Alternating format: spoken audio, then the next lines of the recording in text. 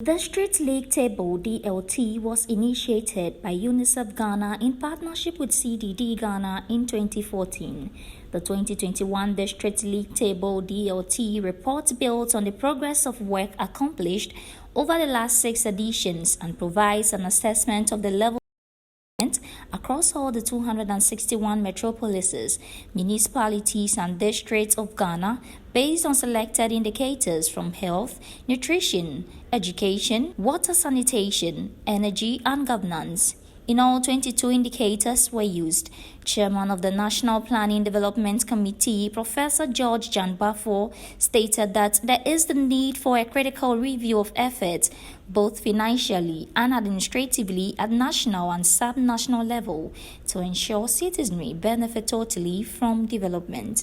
This therefore calls for a critical review of efforts, both financially and administratively, at national and sub-national level, to ensure that the citizenry benefit totally from development.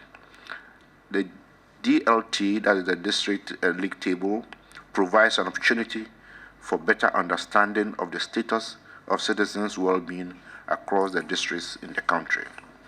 It further provides a basis for better prioritization and equitable resource allocation while engendering positive competition among MMDAs. In these times of fiscal consolidation, ladies and gentlemen, it is critical that resources are diverted to the areas of need to ensure that no one is left behind, as admonished by the Sustainable Development Goals, of which Ghana is a signatory. The NDPC is committed to ensuring the strengthening of the District League Table and utilizing it as a tool for assessing development and advising government. Also, the Director General Kojo Essie-Mensah Brampa urged Parliament to continue supporting the agenda of the SDGs to leave no one behind by using the DLT to strengthen effectiveness of the national budget, District Assembly Common Fund, among others. So this is to bring out the challenges we are facing with inequality, and especially with the vulnerable groups we have in this country. Because wherever there's a global situation related to economy, the people who suffer the brunt are those who are the lowest ebb of the economic ladder. And these are the people who we classify as poor. So if you say that 23% of children, or 74% for that matter in terms of the multiple poverty, then it means that we need to take a look at them. You cannot leave it to the ordinary process to fix that. And that is why this document has been produced, to bring it out to us, district by district, how we're faring. I was just looking at some of them concerning members who are here. I looked at the performance of Ahafwano, and you realize that they ranked 243 in the composite out of 260. I looked at Tano South. Ranking member, you are 162 out of 261. I also looked at Yellow Krobo, 218 out of 261. So it tells us that we really have a challenge. And if you want to climb up, it serves as a motivation for the district itself, that you can climb up and you have a means to measure where you are and be able to push up. A rep from UNICEF equally called for this implementation to be done. We as UNICEF consider equity as one of our key areas of work, and we base it all to the Convention of Children's Rights that Ghana was the first country to sign and ratify in the world. So this is again a very proud moment for Ghana, and I'm personally very proud to be in this country, or the first country to ratify the CRC.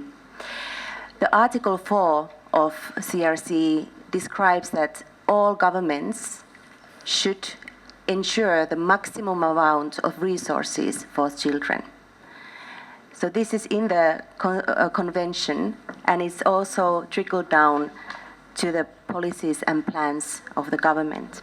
District League Table can really work as a tool to assess, is this really happening?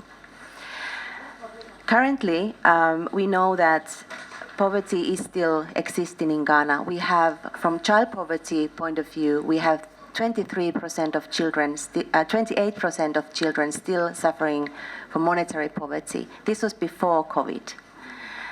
And 73% of children suffer from multidimensional child poverty before COVID. Very soon we will have more updated information, but we know, all of us know, that the poverty has increased and deepened in Ghana. This calls action for all of us. Their life is now. It's future, but it's also now. And we all should join hands, work together, find solutions, and really commit for the well-being of us all. Additionally, Mr. Isi Fulampo, a senior governance advisor at ASEPA, also had this to say. Look at the graph in terms of regional scores on education. Again, the best is Greater Accra, followed by Central, Ashanti, Western. And the least performing is from my own region. Savannah region is the least, followed by Northeast, Volta, Eastern, and Upper West. Again, it is my fervent hope that committee members will take into account this data and see how this information could inform their work and ensure that this resource allocation can be much more equitable, and like the chairman indicated, resources can be directed to areas where are needed most. Meanwhile, this was the report review of the District Assembly Common Fund DACF distribution formula by the Center for Social Policy Studies at the University of Ghana, Legon. UNICEF, CSPS, and UNICEF conducted this study where we review the District Assembly Common Fund formula, and this is what we present, a quick summary and the proposals that we make from that study. So we look at poverty status of each district. So World Bank estimate poverty status of each district, and we look at the share of the District Assembly Common Fund, how each of these districts will get. So if the formula gives more money to the poorer district, then we expect to see a positive relationship from this curve. We expect that districts which are poor will receive a higher share of DACF. And clearly from this graph, we can see that we can't see that kind of correlation. The only thing that we can see that possibly it is negatively, either flat or negatively. That's telling you that the formula is actually not giving more money to the poorer districts. So the reciprocal location quotient formula actually suggests that MMD's share from the need base increases with its population and declines with the number of facilities. So it means that if the number of your facilities is high, then you get your share will decrease. But if your population increases, if your population is high, you get a higher share from the fund. So we think that the positive effect of population is not good and therefore must be critically assessed and adjusted if needed. Their conclusion. So this is our conclusion and our policy recommendation from our study, which I summarized them. So we thought that the existing formula for allocation of funds to MDA has been substantially inequitable and therefore something must be done about it. We saw that urban and better off assemblies are receiving larger share of annual allocations of the fund.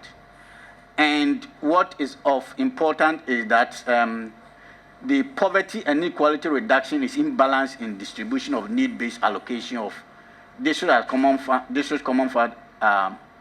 assembly common fund that favor the better of MMDAs.